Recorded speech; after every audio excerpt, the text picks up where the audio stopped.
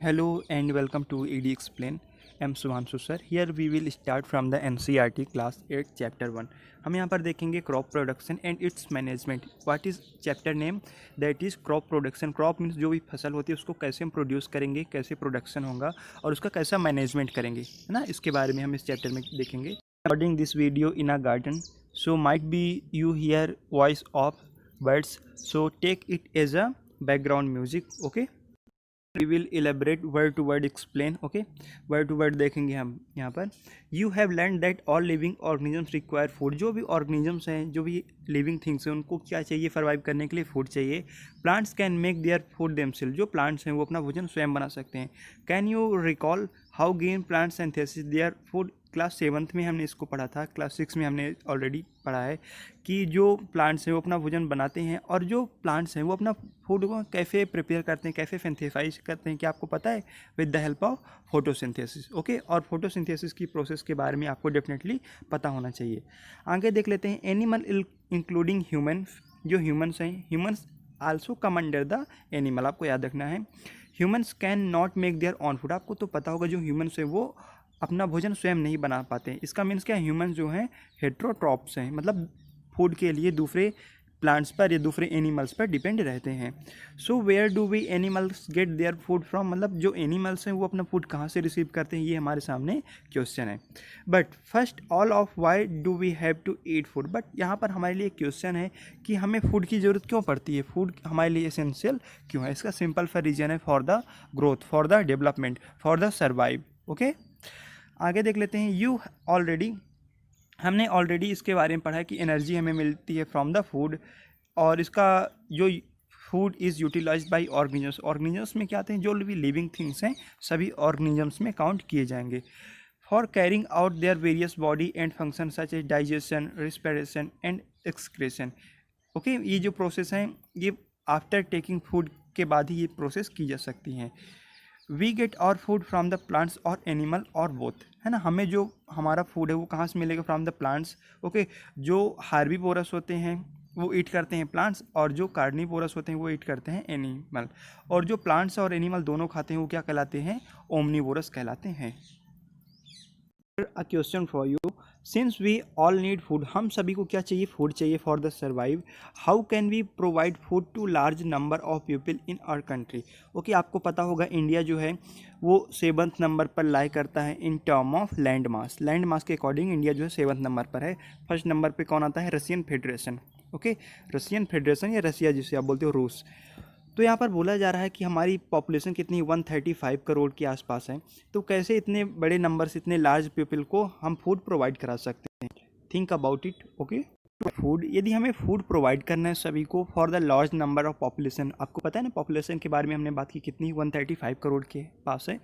Regularly जो production है वो कॉन्टीन्यूसली होना चाहिए, पहली बात है. मतलब क्रॉप का प्रोडक्शन जो है, उसके बाद जो मैनेजमेंट है और डिस्ट्रीब्यूशन है वो लगातार होना चाहिए. समझो किसी फार्मर ने क्रॉप का प्रोडक्शन कर दिया बट उसके पास फैसिलिटी नहीं है उस क्रॉप को डिस्ट्रीब्यूट करने की या मार्केट में सेल करने की, तो जो फूड है वो सभी के पास नहीं पहुंच पाएगा. और इसके अलावा जो प्राइस है फूड की वो कॉन्टीन्यूसली राइज हो जाएगी. क्यों?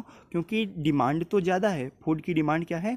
बहुत ज़्यादा है, बट स्टॉक हमारे पास नहीं है. इस कारण प्राइस क्या होगी? ज़्यादा हो जाएगी. इसलिए मैनेजमेंट और डिस्ट्रीब्यूशन भी फूड का बहुत ज़्यादा नेसेसरी होता है.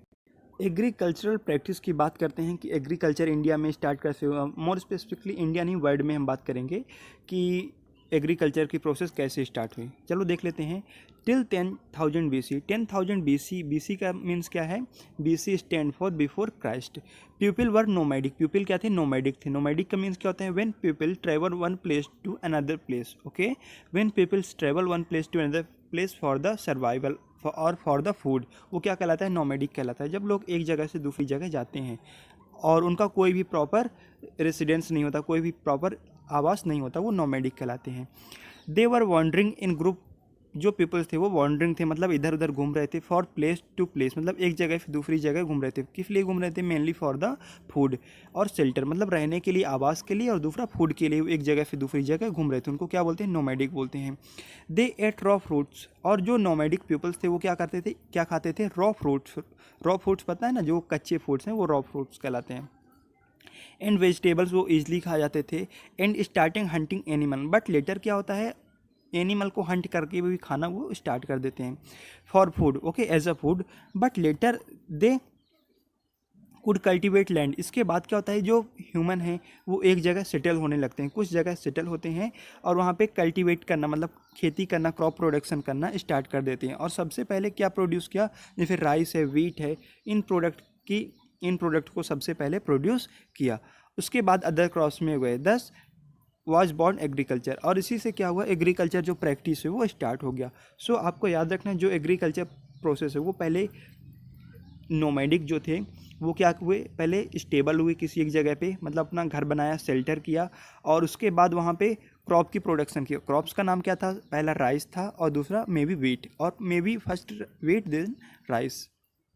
क्रॉप हम देखेंगे क्रॉप क्या कहलाता है, when plants of the same kind are cultivated, जब प्लांट्स सेम काइंड हो, ओके, मतलब किसी एक फील्ड हो, किसी एक पार्टिकुलर फील्ड में सेम काइंड्स के प्लांट लगाए जाते हो तो क्या कहलाता है, क्रॉप कहलाता है। फॉर एग्जाम्पल क्रॉप का कुछ एग्जाम्पल है यहाँ पर देखना।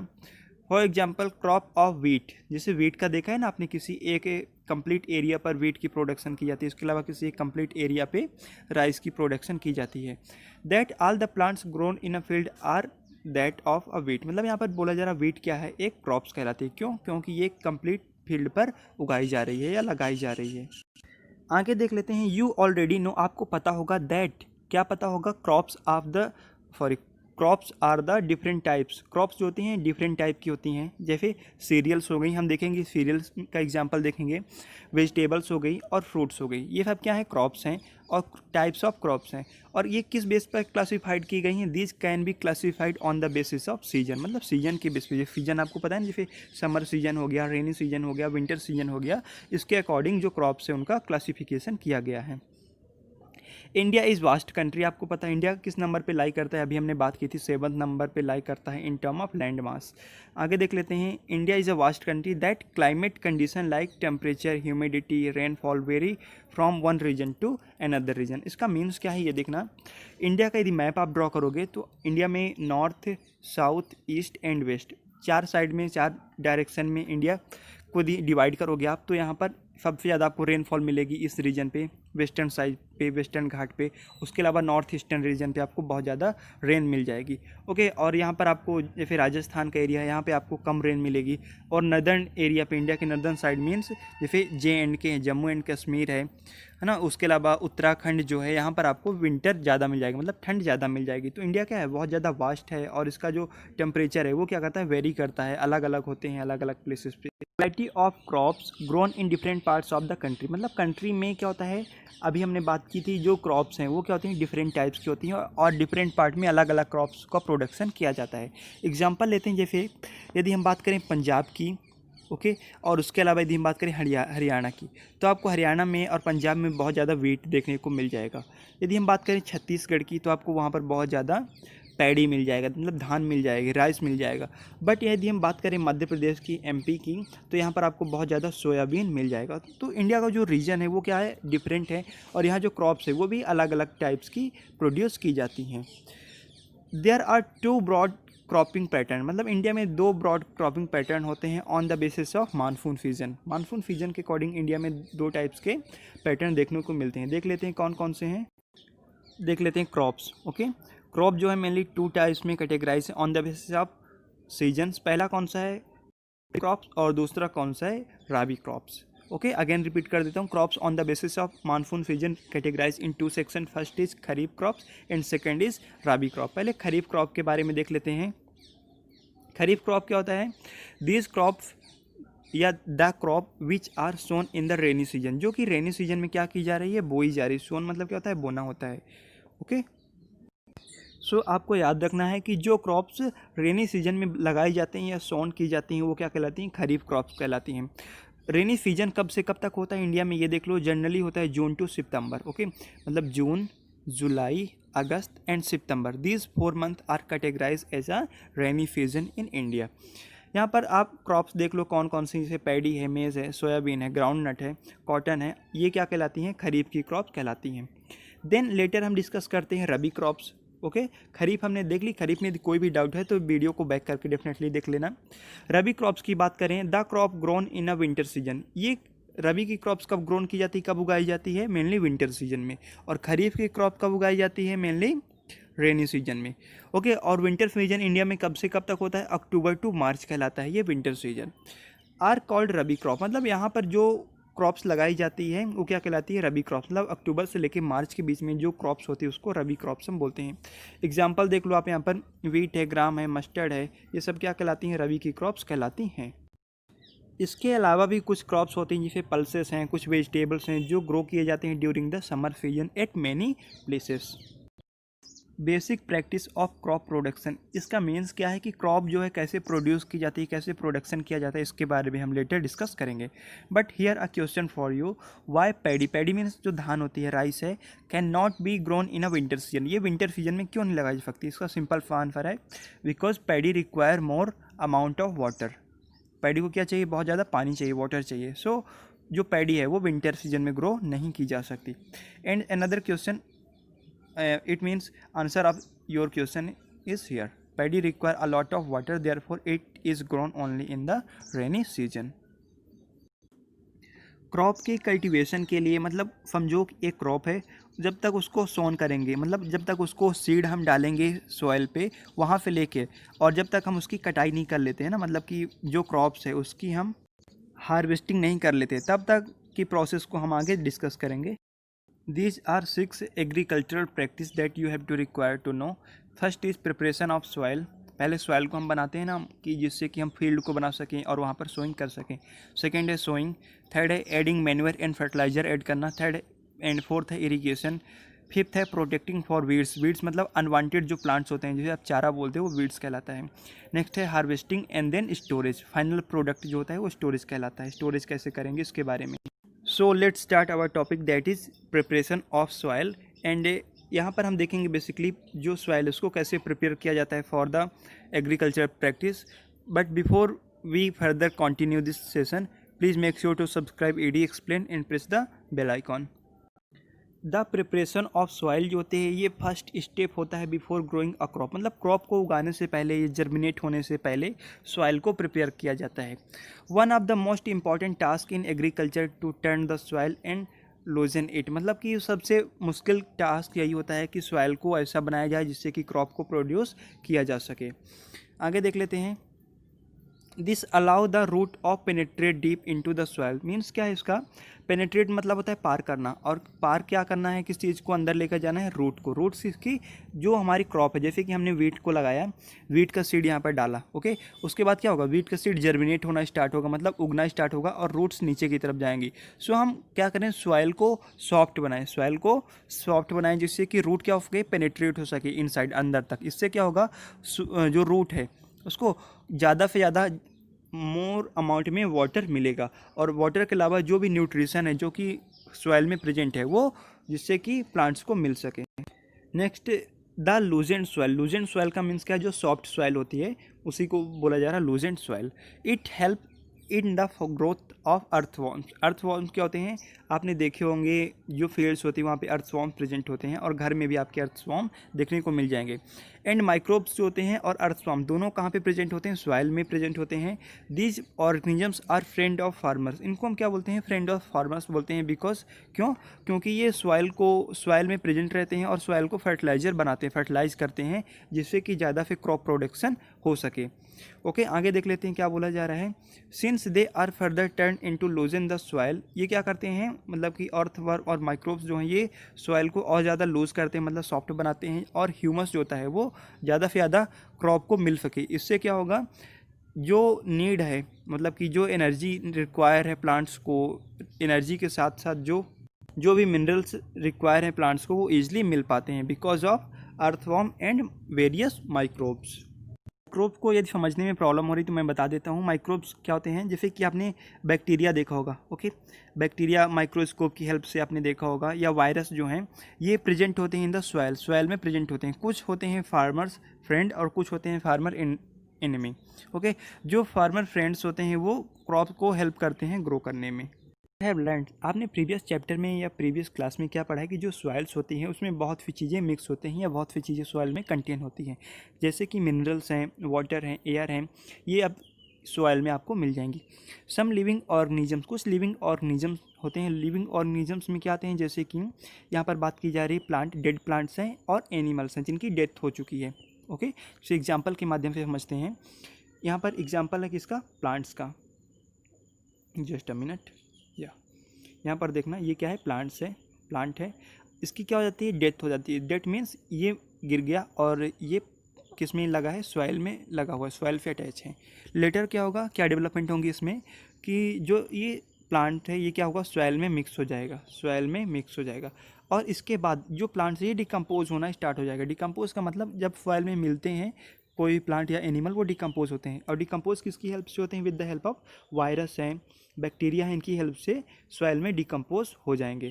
तो इस प्रोसेस को हम क्या बोलेंगे कि जो भी मिनरल्स, ध्यान से सुनना, जो भी मिनरल्स और जो भी अदर कंपोनेंट्स प्लांट्स में अवेलेबल हैं, प्रेजेंट हैं, या एनिमल्स में प्रेजेंट हैं, वो किस में मिल जाएंगे, सॉइल में।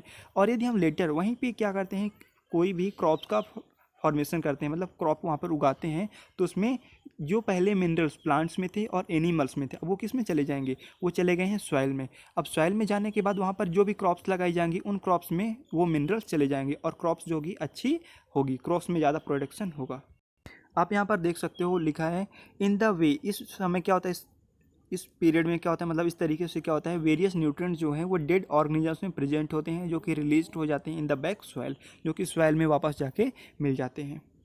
जो भी न्यूट्रिएंट होते हैं वो प्लांट्स के द्वारा एब्जॉर्ब कर लिए जाते हैं और प्लांट्स की ग्रोथ में हेल्प करते हैं। सिंस क्या होता है कि ओनली फ्यू सेंटीमीटर, मतलब जैसे ये सॉइल है, ये सॉइल के कुछ सेंटीमीटर तक ही यहाँ पर न्यूट्रिएंट जो होते हैं अवेलेबल रहते हैं या प्लांट्स की ग्रोथ को सपोर्ट करते हैं। यहाँ पर देखना, आप रीड कर पाओगे, since only few centimetre of the layer of soil support the plant's growth, turning and losing of soil bringing the nutrient rich soil, and then top of the plants can use the nutrient, मतलब top of the जो soil होती है, मतलब soil की जो सबसे अपर परत है, अपर लेयर है, वहाँ पर आपको न्यूट्रिएंट मिल जाएंगे जो कि प्लांट्स की ग्रोथ के लिए रिस्पॉन्सिबल होते हैं। Turning and losing of soil, ये जो होते हैं बहुत ज़्यादा इंपॉर्टेंट है for the cultivation of crop, मतलब क्रॉप की बेटर प्रोडक्शन के लिए टर्निंग एंड लूजिंग क्या है, बहुत ज़्यादा आवश्यक है। टर्निंग क्या होता है, जैसे कि कुछ समय तक सॉइल की ये परत ऊपर रही, उसके बाद जब यहाँ पे क्या हुआ, सॉइल की नीचे वाली परत ऊपर आ गई, तो ये क्या कहलाएगा, टर्निंग कहलाएगा। और लूजिंग क्या होता है, जब ये हार्ड सॉइल है यदि ये सॉफ्ट में बदल जाए, मतलब छोटे छोटे पार्ट्स में डिवाइड हो जाती है, ये कहलाएगा losing of soil. And one more important thing, जो लूजिंग ऑफ सॉइल है ये कैसे रिसीव होगा, आफ्टर द प्लॉगिंग, मतलब प्लॉगिंग मीन्स क्या होता है, जो जुताई होती है उसके बाद जो सॉइल है वो टर्निंग एंड लूजिंग में होगा। आगे देखना, द प्रोसेस ऑफ लूजिंग, जो लूजिंग की प्रोसेस होती है और जो टर्निंग की प्रोसेस है उसको क्या बोलते हैं, या तो हम टिलिंग बोलते हैं या फिर प्लॉगिंग बोलते हैं, दोनों एक ही हैं। यहाँ पर आप देख लेना और रीड कर लेना इसका कि जो प्लॉगिंग की प्रोसेस है वो किसके हेल्प से की जाती है, प्लॉग की हेल्प से, मतलब ट्रैक्टर जो होते हैं और ट्रैक्टर आयरन के बने होते हैं, ये सब चीज़ें यहाँ पर मेंशन है, इसको डेफिनेटली आप रीड कर लेना। नेक्स्ट हम बात करते हैं एग्रीकल्चरल इम्प्लीमेंट्स की। बिफोर सोइंग द सीड, मतलब सीड को बोने से पहले it is necessary to break down clumps, clumps को तोड़ना आवश्यक होता है। क्लम्प्स क्या होते हैं, जैसे कि सॉइल्स के बड़े बड़े जो पत्थर जैसे बन जाते हैं वो क्या कहलाते हैं, क्लम्प्स कहलाते हैं। इनको ब्रेक डाउन छोटे छोटे पार्ट्स में करना एसेंशियल होता है, जिससे कि यहाँ पे जो रूट है सॉइल की, सॉरी जो क्रॉप्स की रूट है वो ईजिली पेनेट्रेट कर पाए, मतलब ईजिली अंदर तक जा पाए, जिससे कि जो वाटर है या मिनरल्स हैं वो ईजिली प्लांट्स को रिसीव हो जाएं। इसलिए क्लम्प्स करना बहुत ही आवश्यक होता है। और क्लम्प्स किसकी हेल्प से करेंगे, with the help of cultivator. Cultivator वही जो ट्रैक्टर होते हैं वही कल्टीवेटर कहलाते हैं। नेक्स्ट हम प्लॉग के बारे में देख लेते हैं। यहाँ पे this is being used since ancient times, ये बहुत पुरानी मेथड है, बहुत पहले से इसको यूज़ किया जा रहा है। मेनली यूज़ किस लिए किया जा रहा है, टिलिंग द सॉइल, सॉइल को टिलिंग करने, मतलब जैसे ये सॉइल है यहाँ पर पहले ये पार्ट अपर है, देन इस पार्ट को यदि ऊपर लाना है तो इसके लिए हम प्लॉग का यूज़ करते हैं। ओके, आगे देख लेते हैं हम, जस्ट अ मिनट। या tilling the soil adding fertilisers, मतलब फर्टिलाइजर यदि ऐड करना है उसके लिए भी हम प्लॉग जुताई करते हैं। फर्टिलाइजर टू द क्रॉप्स, मतलब क्रॉप्स में यदि फर्टिलाइजर हमें ऐड करना है तो हम प्लॉगिंग का यूज़ करेंगे। रिमूविंग द वीड्स, वीड्स क्या होते हैं, जो अनवांटेड प्लांट होते हैं, जो फॉडर होते हैं वो वीड्स कहलाते हैं। वीड्स को हटाने के लिए हम प्लॉगिंग का यूज़ करते हैं। इसके अलावा and turning the soil, okay, ये हमने ऑलरेडी कवर कर लिया है, turning the soil. This is made of would and would say ये बना होता है and drawn by the pair of bulls, मतलब इसमें 2 बुल्स अटैच होते हैं। यहाँ पर आप डायग्राम के माध्यम से देखना। ओके, इस कंप्लीट डायग्राम को हमने ऑलरेडी कवर कर लिया है। यहाँ पर आप देख पा रहे हो। ओके, 2 बुल्स हैं जिनकी नेक पर लगा हुआ है ये। ओके, इसको क्या बोलते हैं हम, जस्ट अ मिनट। यहाँ पर आप इजीली इसको रीड कर पाओगे। ये है बीम, नाम याद रखना, अगेन मैं रिपीट कर रहा हूँ। आपको यहाँ पे मिल जाएगा प्लॉग शिफ्ट, ये यहाँ पर इस एरिया को, ओके, जो अटैच होता है। एंड ये क्या कहलाएगा, प्लॉग शेयर कहलाएगा। यहाँ पे नीचे की तरफ जो होता है प्लॉग शेयर। ओके, तीनों नाम आप याद रखना और हम यहाँ पर इसके बारे में डिस्क्राइब करेंगे या डिस्कस करते हैं। This is made of woods, ये वुड का बना होता है, हमने देखा। Drawn by pair of bulls, ये भी हमने कवर कर लिया है कि बुल से ये अटैच होता है। इसके अलावा कुछ किस जगह पे कहीं कहीं हॉर्स और कैमल्स का भी इसमें यूज़ किया जाता है, मतलब बुल को रिप्लेस करके हॉर्स को भी यूज़ करते हैं और कैमल्स को भी यूज़ कर लेते हैं। It contain a strong triangular iron shape, iron strip हमने देखा था जो ऐसे कंटेन थी, है ना, जो कि टिलिंग कर रही थी, मतलब कि जो सॉइल थी उसको टिलिंग करने का काम आयरन स्ट्रिप के द्वारा किया जा रहा था, जो कि किस शेप में थी, ट्रेंगुलर शेप में थी। इसको क्या बोलते हैं, प्लॉग शेयर बोलते हैं, हमने कवर किया इसको। The main part of the plough is long log of would, मतलब कि जो वुड की लकड़ी थी ना, यहाँ पर देखना, लॉग शेयर को देख लेना। ओके, यहाँ पर आप देख पा रहे हो, ये है लॉग शेयर, ये आपको मिल जाएगा, ये जो कंप्लीट लॉन्ग वुड है। ओके, ये क्या कहलाता है, लॉग शेयर कहलाता है, इसके माध्यम से अटैच होते हैं। और ये मेनली अटैच किससे होता है, बीम से। बीम हमने देखा था ना कि जो बैल के या ऑक्स के या बुल के ऊपर जो लगा होता है वो बीम कहलाता है। Which is place on the bull neck, है ना, बुल्स के नेक पर ये लगा होता है, नेक मतलब गर्दन। On pair of bull and man can easily operate the plough, यहाँ पर डायग्राम में 1.1 में आपको दिख रहा है, जो मैन है वो ईजिली इसको ऑपरेट कर पा रहा है। द इंडिजिनस वुडन प्लॉग जो है, मतलब जो बुल का यूज़ करके जो प्लॉगिंग की जाती है वो कम्प्लीटली क्या हो चुकी है, बंद हो। कुछ एरियाज है जहाँ पर अभी भी कंटिन्यू है, but most of the regions में ये बंद हो चुकी है। और नाउ डेज क्या यूज़ किया जाता है, आयरन प्लॉग। आयरन प्लॉग का क्या मीन्स है, जो ट्रैक्टर होते हैं उसका अभी मॉडर्न टाइम पीरियड पे यूज़ किया जा रहा है। नेक्स्ट टॉपिक है हमारा हो, HOE। ओके, इसका क्या मीन्स होता है कि जो भी वीड्स होते हैं, जो भी हमारी क्रॉप्स में या हमारी फील्ड में जो भी वीड्स हैं, वीड्स मीन्स जो अनवांटेड प्लांट है, जिसे हम फोडर बोलते हैं, चारा बोलते हैं, उसको रिमूव करने के लिए हो का हम यूज़ करते हैं। हो होता कैसे, स्ट्रक्चर कैसे होता है, यहाँ पर समझ लो। जैसे कि इसमें लॉन्ग रॉड ऑफ वुड होती है, मतलब पहले आयरन रॉड होती है और ये कंटेन होती है, मतलब जुड़ी हुई होती है विद द वुड, लकड़ी से। यहाँ पे पकड़ने के लिए हैंडल होता है और यहाँ पे आयरन की होती है। इस आयरन की हेल्प से जो वुड है उसको, जो वीड है उसको हम निकाल देते हैं। Here you can see image of हो। ओके, आपको यहाँ पर इमेज दिख रही है और वेरियस इसके जो फंक्शन है या वेरियस ग्रिप है, हैंडल है, बीम है, रॉड है, बेंट प्लेट है, इसको आप देख सकते हो। This is part 1 of this chapter. Okay, this is part 1. Part 2 will be upload tomorrow, and if you like it, hit the like button and make sure to subscribe ED Explain and press the bell icon.